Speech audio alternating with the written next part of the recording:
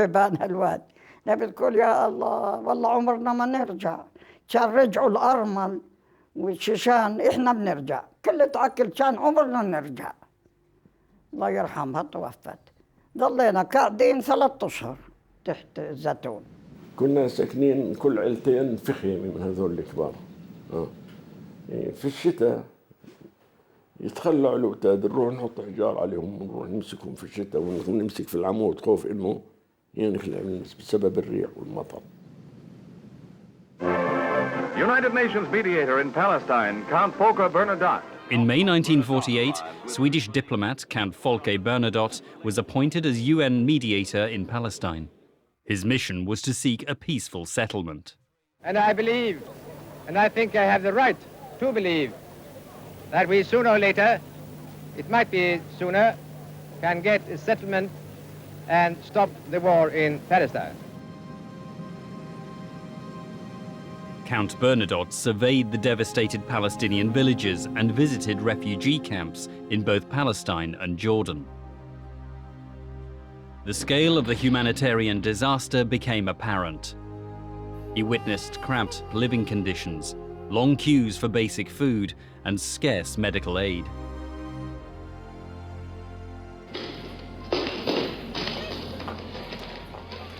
The Count was no stranger to human disaster. With the Red Cross, he had rescued over 30,000 prisoners of war from Nazi concentration camps. He advocated the Palestinians' right to return to their homes. In a report dated 16 September 1948, he wrote, "It would be an offense against the principles of elementary justice if these innocent victims were denied the right to return to their homes, while Jewish immigrants flow into Palestine, and indeed at least offer the threat of permanent replacement of the Arab refugees who have been rooted in the land for centuries." The Count's first proposal argued for fixed boundaries through negotiation, an economic union between both states, and the return of Palestinian refugees. The proposal was turned down. I hope that I will continue my mission as mediator for Palestine. That's what we hope to. And this is now a setback. We had, I would like to say, a success in the beginning. It goes up and down. Now we are a little down, but I'm not at all a broken man over this. But I'm still hopeful that we can get a result of the mission.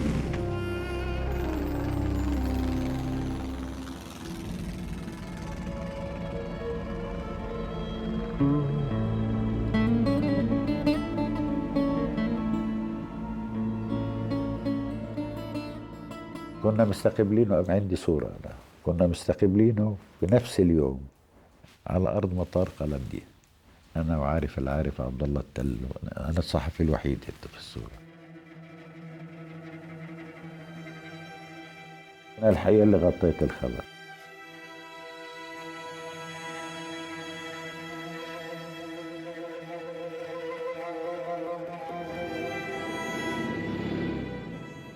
كنت قاعد بمقر قيادة الجيش، يعني الكتيبة إلها قيادة، والقيادة كانت في الروضة، المكان اسمه الروضة، وقاعدين هناك وإذ بيجي تلفون.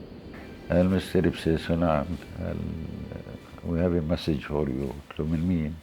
أنا من كوماندر ستافورد. قلت له طيب شو هي؟ قال لي تعال. رحت عليهم رأسا، لا أبو الليل كنت بدنا توت الأثل. On September the 17th, 1948, the day following his UN report, the motorcade of Count Bernadotte was ambushed in Jerusalem. He was shot at point-blank range by members of the Jewish Stern Gang. Palestine, and from Jerusalem, the bodies of Count Bernadotte and the French truce observer Colonel Serrault are conveyed by ambulance to Haifa.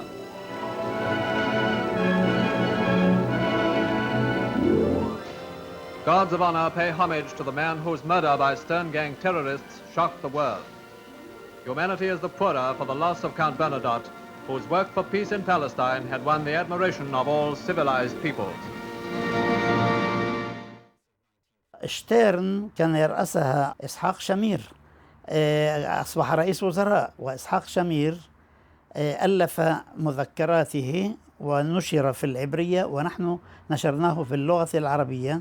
هو يتحدث عن جميع العمليات الإرهابية التي نفذها، وهو يفتخر بما قام به من عمليات. Le comte Bernadotte avait envoyé à notre organisation son dernier rapport contenant des suggestions précises pour un règlement définitif du problème palestinien. Que ces suggestions comportent en première ligne, comme les recommandations de novembre 1947, l'établissement à Jérusalem d'un statut international. The UN partition plan of 1947 had declared Jerusalem to be governed under a special international regime and administered by the United Nations. The city, holy to both Arabs and Jews, would belong exclusively to neither.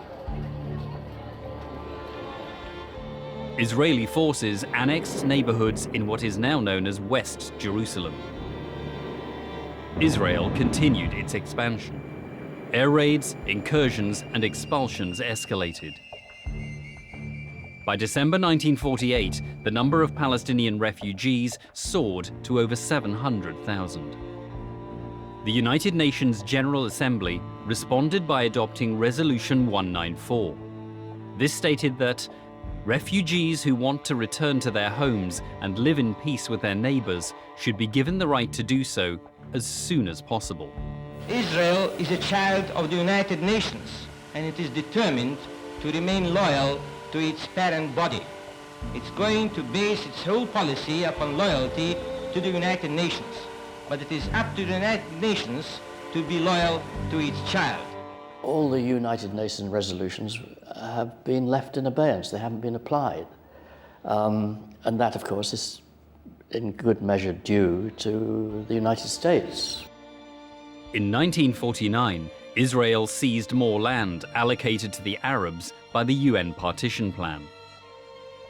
By April 1949, the gravity of what Palestinians called the Nakba, or catastrophe, was becoming clear. More than 400 villages and 11 cities were destroyed. Over 700,000 Palestinians had become refugees from the land that would become the new state of Israel.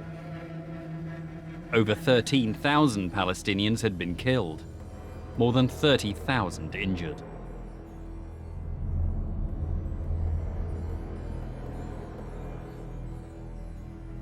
The UN pushed for armistice deals between Israel and the surrounding Arab countries. With Count Bernadotte's murder, the negotiations were now headed by his deputy, the American mediator Ralph Bunche. In February 1949, the first armistice agreement was signed between Israel and Egypt, followed by Lebanon in March, Jordan in April, and finally with Syria in July. The Jordanian deal conceded further land to Israel. It included villages in the Tulkarem and Jenin districts. The territory was officially handed over on May 10, 1949. The very next day, Israel was admitted as a member of the United Nations. We believe that admitting Israel as a member will not merely be an act of justice. It will also be a decisive step towards peace, because it will remove any vestige of doubt from certain minds that Israel has come to stay. Resolution 69 of the UN Security Council stated, "The Security Council decides in its judgment that Israel is a peace-loving state and is able and willing to carry out the obligations in the UN Charter."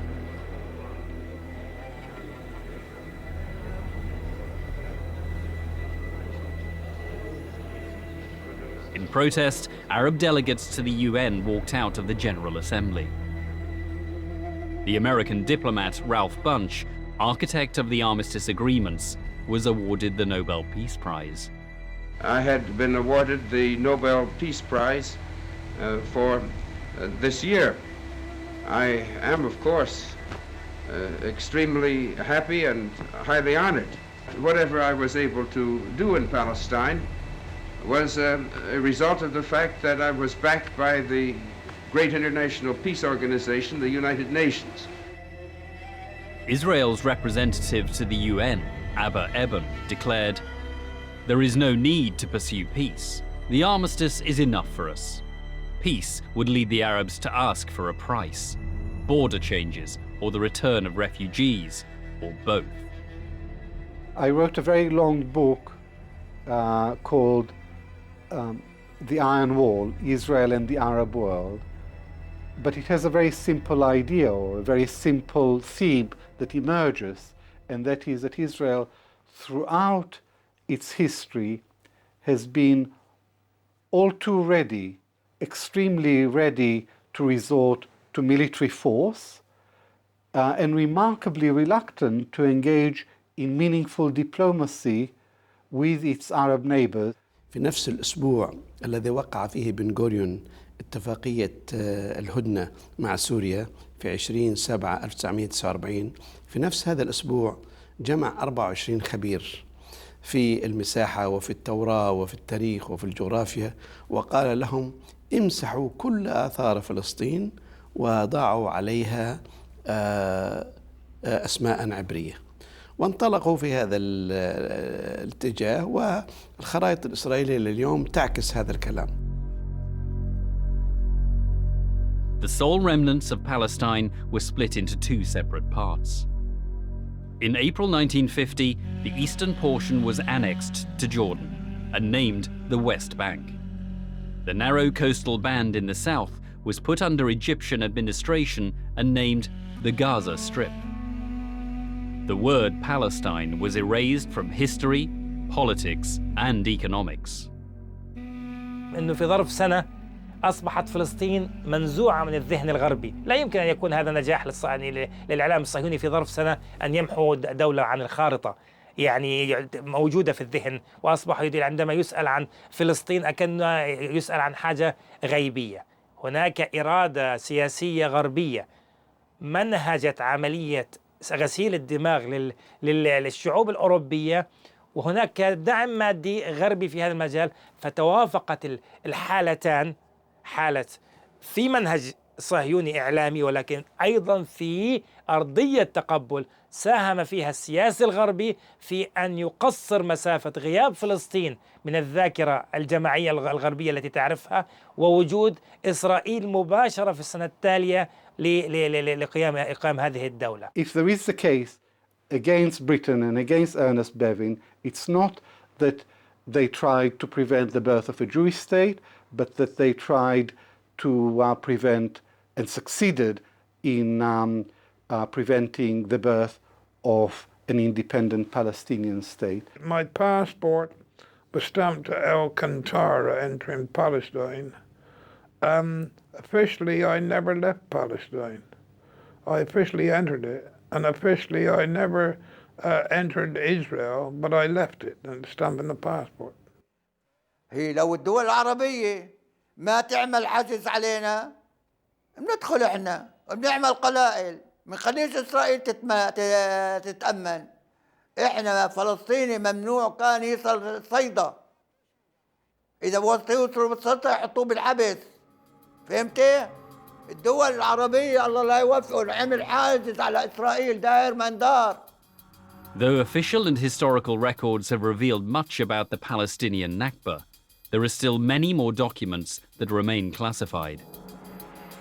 يقول بروفيسور إسرائيل شاحك أنه كل ما يتعلق بالنكبة الفلسطينية وكل ما يتعلق في موضوع التهجير القرى الفلسطينية في الداخل يعتبر من أشد أسرار الدولة صونا في الدولة الإسرائيلية. حسب القانون الإسرائيلي إذا الوثائق بالأرشيف ممكن تدور المصلحة القومية الإسرائيلية ما بيتم افتتاح أبدا. يعني حتى عشان هيك إذا بتتعلق كتير مثلا من موضوع اللاجئين بالمفاوضات بدكش تفتح الملفات هدول. أنا طلبت عدة ملفات بالأرشيف دولة إسرائيل بالنسبة لأراضي اللاجئين، مش بس الحرب نفسها، بس شو صار مع أراضي معينة في مناطق معينة بعد الحرب. قالوا لي أنا طلبت قبل 10 سنين، قالوا لي بعد 10 سنين. طلبت قبل أسبوع، قالوا لي بعد 10 سنين. Documentation of the Nakba has become sparse. Records that do remain have been neglected and are poorly maintained. Primary sources are extant, yet many useful accounts have not been circulated. One includes the memoirs of Hussein Fakhri al-Khalidi, a former mayor of Jerusalem and member of the Arab Higher Committee. He remained in Palestine till 1948 and wrote his memoirs the year later in Beirut. In 1958, he wrote a book in English entitled Arab Exodus, yet his work has never been published. التوثيق هو تسليح، وأيضا في نفس الوقت رد على الآخر، لأنه في تزييف للحقائق وفي تشويه لهذه الصورة وفي قفز عن محطات معينة. هل على مستوى الذاكرة الفردية كل فلسطيني تم تهجيره من قرية أو مدينة معينة يعرف في بعض تفاصيل ما جرى في قريته؟ الجواب هو نعم، ولكن إذا كان المقصود هو على مستوى الذاكرة الجماعية، هل نحن كفلسطينيين ندرك اليوم حتى بعد 60 سنة من هذه النكبة بين أقواس من عام 48 ندرك حجم النكبة الفلسطينية؟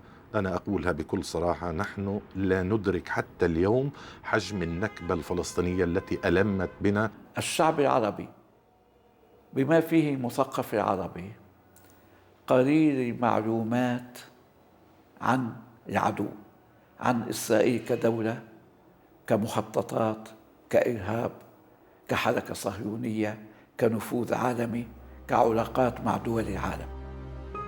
In May 1948, the State of Israel was established, a homeland for the Jews.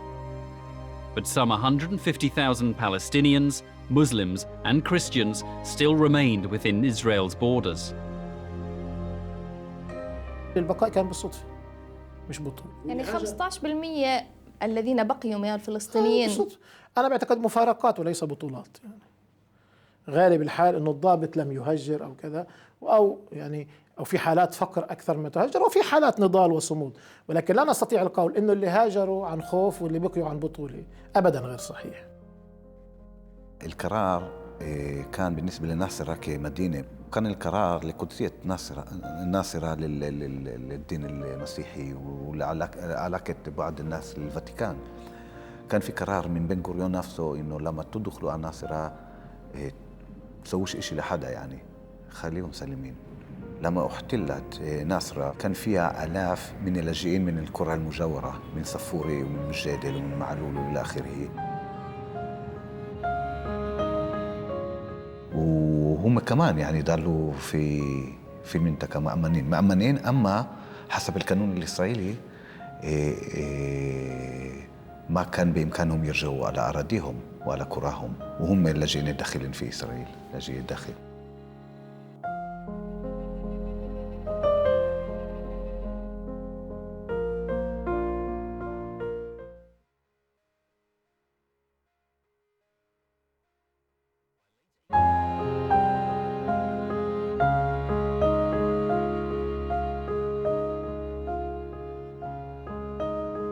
This is Safaria today, just one among hundreds of Palestinian villages whose traces have almost been wiped away. Forced to flee their homes in Safaria, most inhabitants headed towards Lebanon and Syria. A few found refuge in the nearby city of Nazareth. They called their new neighborhood Al-Safafra. Their former homes are less than 2 kilometers away, but strictly out of bounds. Safaria has been renamed Zippori.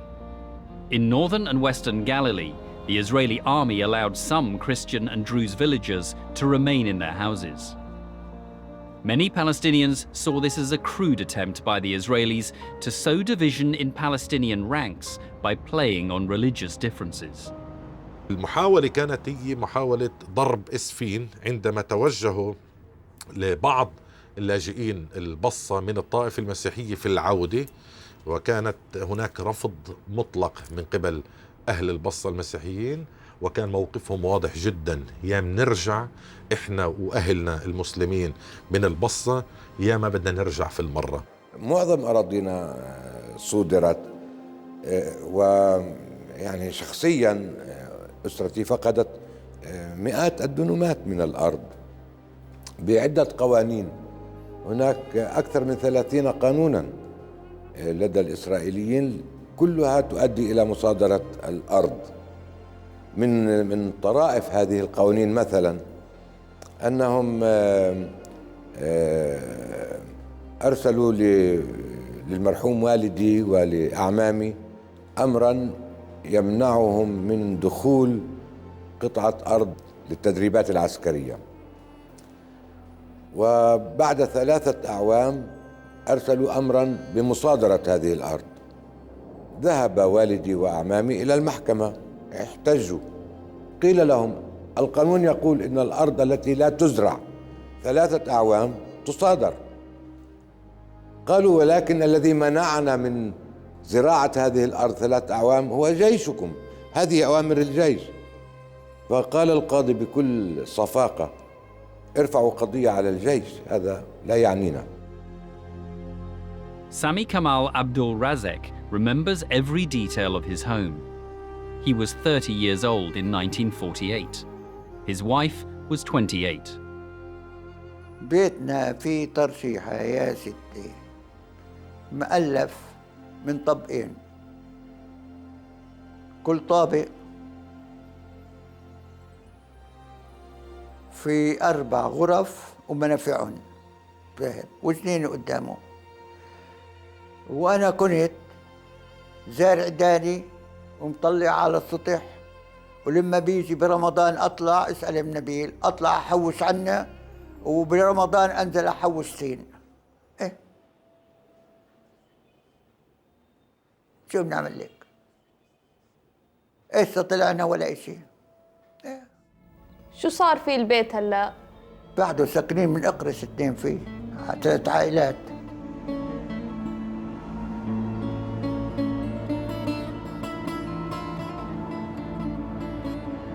هسه كنا ساكنين فيه ندفع أجار، أموال متروكة. يوم إجوا قالوا بدهم يبدلونا، إحنا ما قبلنا نبدل بإقرض بالأرض هون بالدار.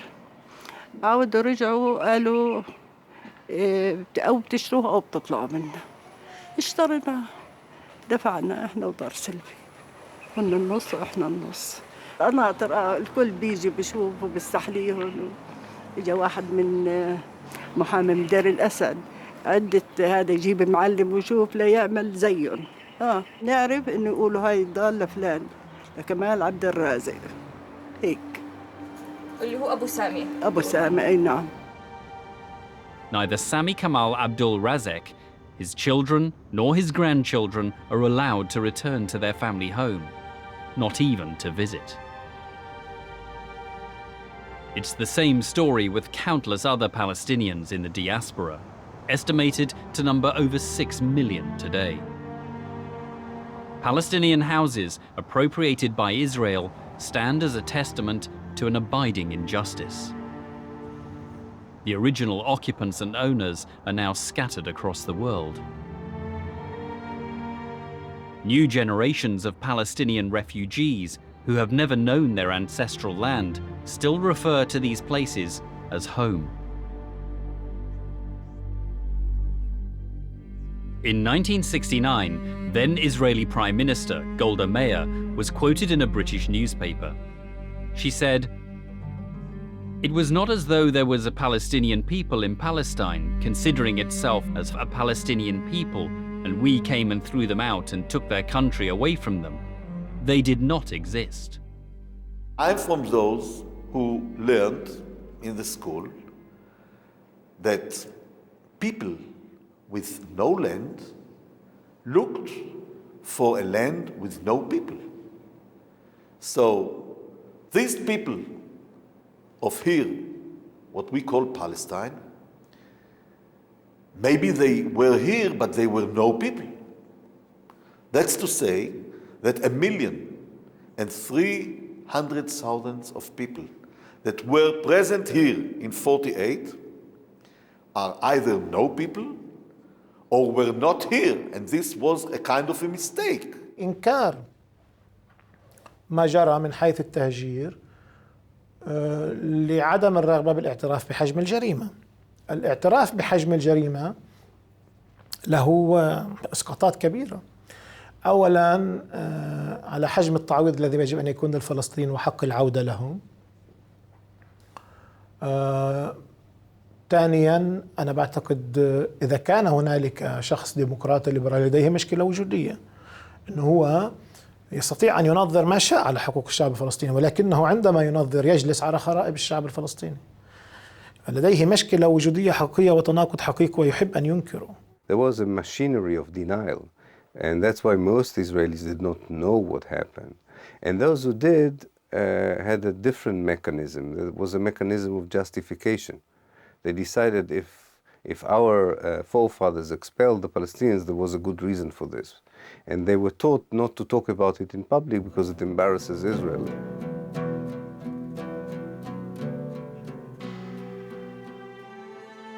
Today, there are more than 6 million Palestinian refugees. A third of these live in refugee camps in desperate conditions.